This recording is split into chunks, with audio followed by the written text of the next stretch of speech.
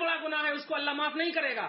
حرام تو یہ ایک ایسا عمل ہے جو مومن بھی صبح و شام کرتا ہے. کیا مومن شراب نہیں پیتا ہے؟ مسلمان شراب نہیں پیتا ہے، گناہ نہیں کرتا ہے، نماز نہیں چھوڑتا، یہ سب حرام ہے.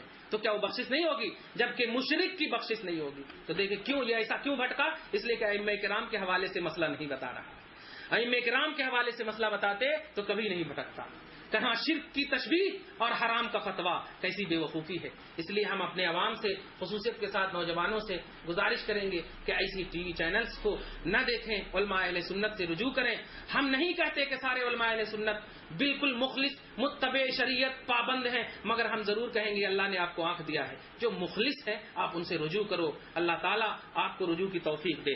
تو ذکی بھی ہو، سمجھدار بھی ہو، خوش فہمی بھی ہو. آپ کو حوالہ دے دوں. آپ سوچ رہے ہوں گے یہ اپنی طرف سے بول رہے ہیں. نہیں، تفسیرات احمدیہ ملا احمد جیون کی مقدس کتاب ہے. آپ دیکھ لیں کون ملا احمد جیون، جو حضرت مولانا عالمگیر اورنگزیب رحمۃ اللہ علیہ کے استاد ہیں. سبحان اللہ.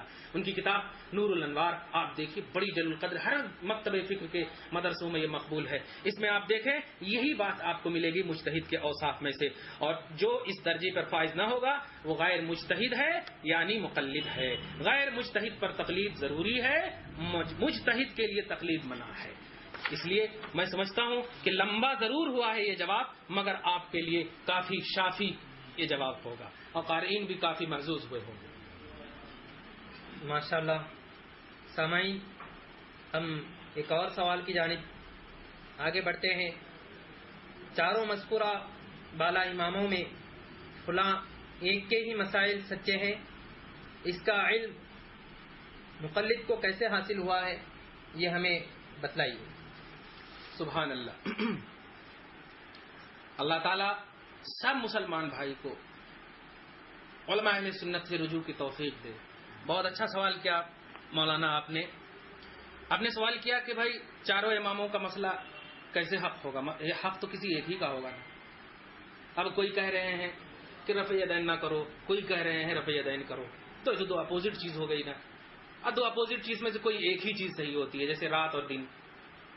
رات ہے تو دن نہیں، دن ہے تو اپوزٹ چیز ہو گئی. تو کہنا یہ کہ چاروں اماموں کا مسئلہ کیسے صحیح اور حق ہوگا، اور اس کا علم مقلد کو کیسے ہوگا؟ یعنی شافعی کے ماننے والے کو کیسے ہوگا کہ میرا ہی مسئلہ حق ہے، حنفی کو کیسے ہوگا کہ میرا ہی مسئلہ حق ہے؟ اس کا جواب آپ بغور سماعت کریں. دیکھیے حق کا معنی، حق جو کہا گیا کہ چاروں اماموں کا مسئلہ حق ہے، ہاں ایک امپورٹنٹ آپ کو بات بتا دوں کہ ہم چاروں اماموں کے برحق ہونے کا عقیدہ رکھتے ہیں. جملے پہ غور کیجیے گا. چاروں اماموں کے برحق ہونے کا عقیدہ رکھتے ہیں. میں نے شروع میں بھی کہا تھا کہ نبی کی تقلید اس لیے نہیں ہوتی کہ تقلید میں خطا کا امکان ہے اور نبی معصوم ہے، اس لیے نبی کی تقلید نہیں ہوتی. تو جب خطا کا امکان ہے تو اب یہیں سے سمجھ جانا چاہیے کہ جب اماموں کی خطا کا امکان ہے تو ان کے مسائل کا بھی امکان ہوگا کہ مسائل میں بھی خطا ممکن ہے. اور حدیث پاک میں نے سنا دیا تھا.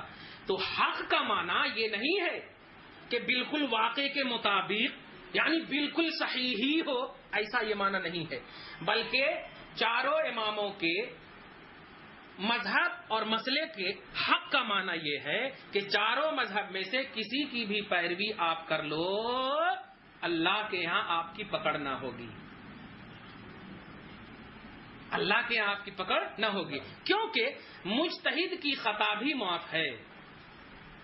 یعنی یوں سمجھیے کہ اگر آپ امام اعظم کی پیروی کرتے ہوئے رفع یدین نہیں کر رہے ہیں یا ناف کے نیچے باندھ رہے ہیں، اگرچہ یہ باندھنا ناحق ہے یعنی خطا ہے، تو آپ کی پکڑ نہیں ہوگی، کیونکہ امام اعظم نے خدا داد صلاحیت کو قرآن و حدیث کی چھان بین میں لگایا تھا. تو اگر وہ خطا بھی کر گئے تو جب ان کو خدا معاف کرے گا تو آپ کو کیسے نہیں معاف کرے گا؟ تو آپ کی پکڑ نہ ہوگی اے مقلدو، اے تقلید کرنے والوں. یہ ہے اصل حق کا معنی. نہیں چاروں امام میں سے کسی کی بھی آپ پیروی کریں تو یہ سوچتے ہوئے کریں کہ ہم ان کو مان رہے ہیں تو ہماری پکڑ خدا کے یہاں اس لیے نہیں ہوگی کہ انہوں نے قرآن و حدیث سے مسئلے بتائے ہیں، اگرچہ وہ خطا کر گئے ہیں تو ہم کو ہماری گرفت نہیں ہوگی. سمجھ گئے آپ؟ الحمدللہ. اور دیکھیے مشکات شریف حدیث پاک کا حوالہ آپ سنیے. مشکات شریف کتاب الامارہ باب العمل فی القضاء صفحہ نمبر 324 میں ہے اذا حکم الحاکم فاجتہد واصاب فلہ اجران، سبحان اللہ، واذا حکم فاجتہد فاخطأ فلہ اجر واحد۔ اس کو امام بخاری اور امام مسلم دونوں نے روایت کیا، متفق علیہ حدیث ہے۔ جملے پہ غور کیجئے، حدیث کا معنی حاکم شرع یعنی چاروں ائمہ کرام اگر فیصلہ کریں، اجتہاد کریں اور اجتہاد کرنے میں یعنی مسئلہ نکالنے میں درستگی کو پہنچ جائیں، جو نکالنا چاہ رہے تھے وہ نکالنے میں درستگی کو پہنچ جائیں، تو اللہ تعالیٰ ان کو 2 ثواب عطا فرماتا ہے، فلہ اجران، تو ان کو 2 ثواب ملے گا۔ اور اگر محنت کرنے میں، اجتہاد کرنے میں خطا کر جائیں تو اللہ تعالیٰ 1 ثواب عطا کرتا ہے، سبحان اللہ۔ اب ذرا غور کیجئے، اس حدیث پاک سے یہ اعتراض بھی آپ کا ختم ہو گیا کہ اگر امام شافعی کا ماننے والا رفع یدین کر رہا ہے تو بے شک ہم سینے سے لگانے کو تیار ہیں، امام شافعی کا ماننے والا، سمجھ رہے آپ؟ اور اگر غیر مقلد کر رہا ہے تو حرام ہے۔ کیوں حرام ہے؟ ابھی بتاؤں گا آگے۔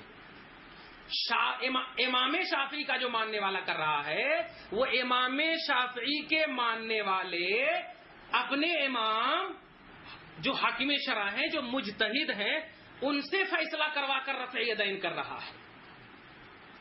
جملے پہ غور، اگر غلطی بھی یہ کر رہا ہے تو خطا ہے، حدیث کے مطابق غلطی بھی کر رہا ہے تو معاف ہے، خطا بھی کر رہا ہے تو معاف ہے، کیونکہ مقلد نے کسی اور غور کیجیے گا، غیر مقلد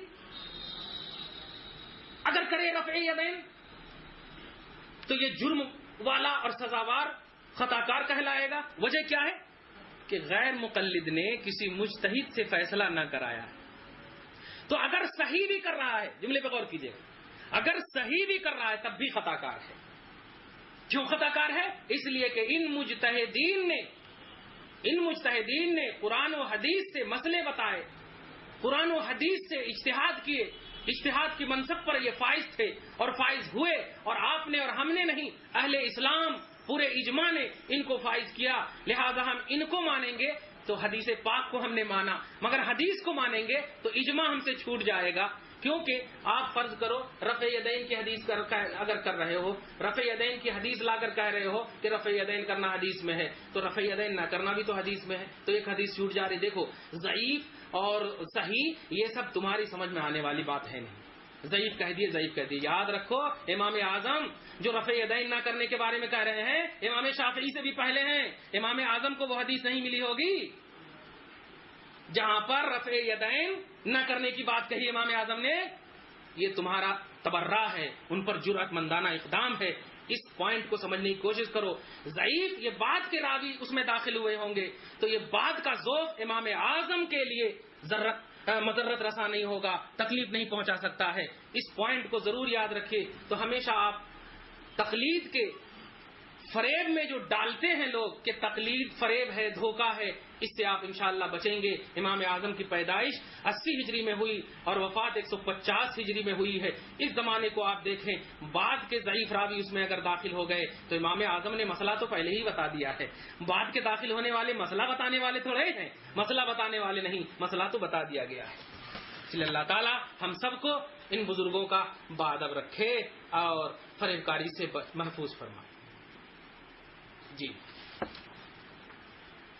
ایک اور سوال کی جانب ہم ناظرین آگے بڑھ رہے ہیں۔ سوال یہ ہے کہ بے شک چاروں خلفاء افضل تھے، تاہم تقلید کا دور آپ کو معلوم ہے کہ کب سے شروع ہوا؟ سوال بھیجا ہے، مگر سنیے، یہ 4 ائمہ افضل تھے یا چاروں خلیفہ؟ جب ان 4 ائمہ کی تقلید فرض ہو تو ان 4 خلفاء کی تقلید دگنی فرض کیوں نہ ہو؟ سوال یہ کرنا چاہ رہے ہیں سامعین کہ خلفاء افضل تھے، یعنی چاروں خلفاء امام، حضرت ابوبکر صدیق، حضرت عمر فاروق، سیدنا عثمان غنی اور حضرت علی رضی اللہ تعالی عنہم، یہ چاروں افضل تھے یا امام اعظم، امام شافعی، امام مالک، امام احمد ابن حنبل یہ افضل تھے؟ مگر میں بتا دوں کہ بے شک یہ 4 خلفاء افضل تھے، مگر سوال یہ افضلیت کا نہیں ہے پیارے، سوال تقلید کا ہے، سوال تقلید کا ہے۔ اس میں بڑی اچھی مجھے بات یاد آ رہی ہے، سامعین بھی محسوس کریں گے۔ آپ کا کلمہ کیا ہے؟ لا الہ الا اللہ محمد الرسول اللہ، لا الہ الا اللہ محمد الرسول اللہ صلی اللہ علیہ وسلم۔ مطلب کیا؟ کلمہ آپ محمد الرسول اللہ کا پڑھتے ہو، محمد کے والد کا کلمہ نہیں پڑھتے۔ کیوں؟ شریعت نے محمد کا کلمہ پڑھنے کہا، تو آپ اپنی عقل کو مت دوڑاؤ، حالانکہ شریعت کہتی ہے کہ والد کا مقام بیٹے سے افضل ہے کہ نہیں؟ قرآن میں آیا اما یبلغن عندک الکبر احدهما او کلاهما فلا تقل لهما اف ولا تنهرهما وقل لهما قولا کریما۔ مطلب باپ ماں کو اف تک نہ کہو، کتنا بڑا ادب کا درس دیا۔ پھر بھی آپ عبداللہ کا کلمہ نہیں پڑھتے، کیوں؟ شریعت نے محمد کا کلمہ پڑھنے کہا۔ ایسے ہی چاروں خلفاء افضل ہیں، بے شک الحمدللہ، مگر سوال یہاں افضلیت کا نہیں بلکہ تقلید شخصی کا ہے، تقلید شخصی کا ہے۔ اور تقلید شخصی کا دور خلفاء کے بعد یعنی دوسری صدی کے بعد ہوا ہے۔ آپ کا یہ سوال بیجا ہے، مگر سنیے، آپ نے تقلید فرض کا جملہ کہا تھا سوال میں، تقلید فرض نہیں بلکہ تقلید واجب ہے۔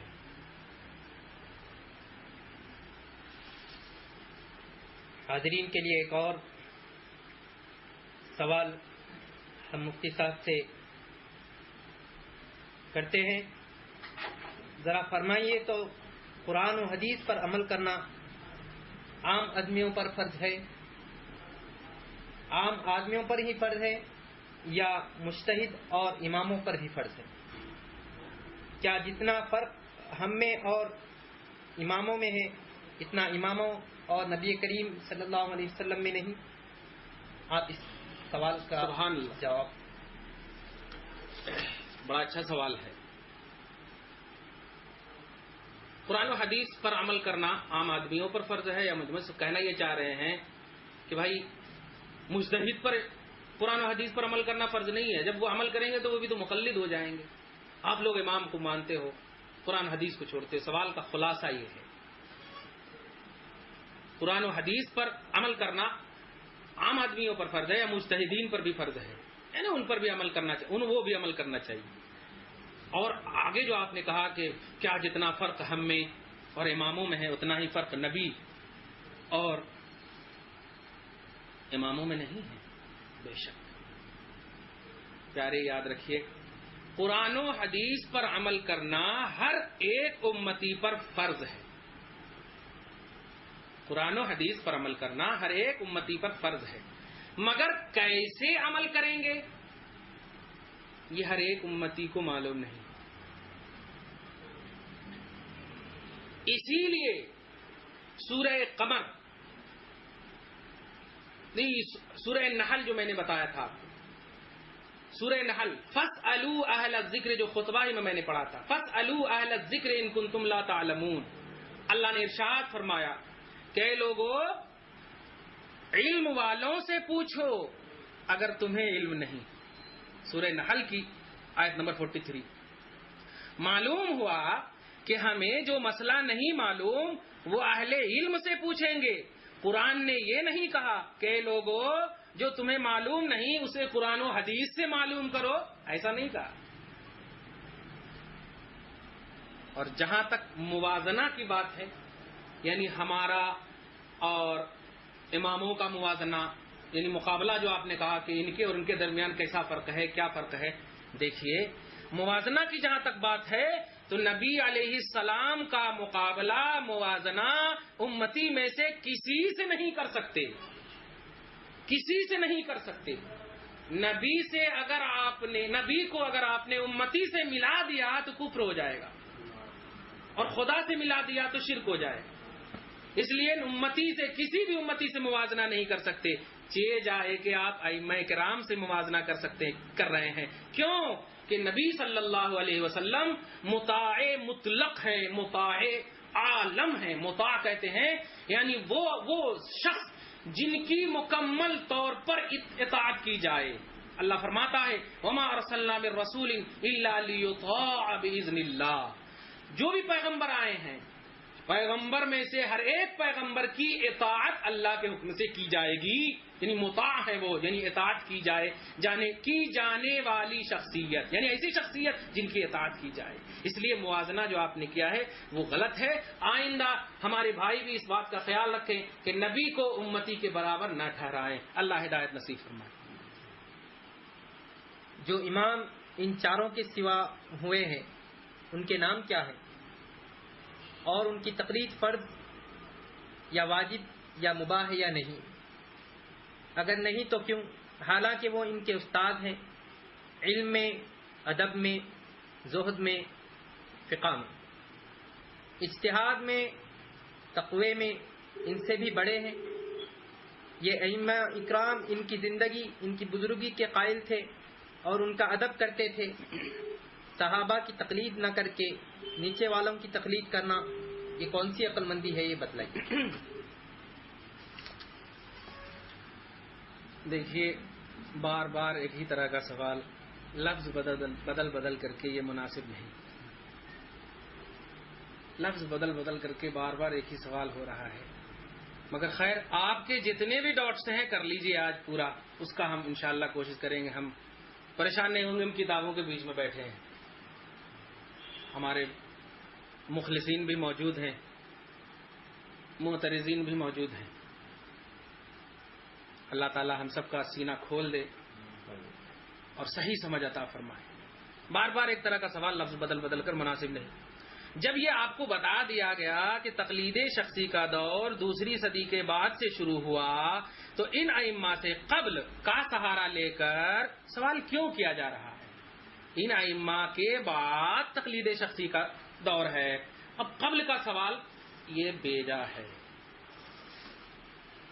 آئیے حاضرین، ایک اور سوال کی جانب ہم آگے بڑھتے ہیں۔ جو امام ان چاروں کے سوا ہوئے ہیں وہ درجے میں ان چاروں کے برابر ہوئے یا بڑھ کر، یا ان سے کم ہوئے؟ اگر کم ہے تو ان ائمہ کے مقلد وہ کیوں نہ ہوئے، اور اگر بڑھ کر ہے تو یہ خود ان کے مقلد کیوں نہ ہوئے؟ ماشاءاللہ، پھر وہی سوال ہے۔ خیر دیکھیے بھائی، مسئلہ افضلیت و برتری کا نہیں بلکہ تقلید کا ہے، اور تقلید کا دور آپ کو معلوم ہے، یعنی دوسری صدی کے بعد۔ جب امام چار ہیں اور ان چار میں سے ایک کی تقلید کرنی ضروری ہے، اور ہم جاہل ہیں، ہمیں کیا خبر کہ ان میں سے کسی کے مسائل صحیح ہیں یا کسی کے غلط؟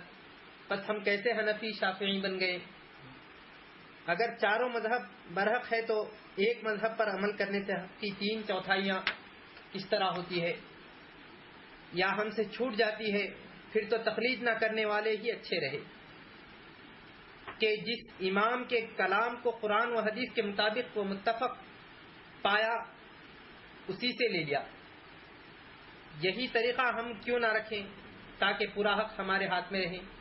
اس کا جواب مختلف فرمائیں۔ سبحان اللہ، اس سوال میں تھوڑا سی وزن ہے، مگر قارئین غور سے، سامعین اور ناظرین غور سے۔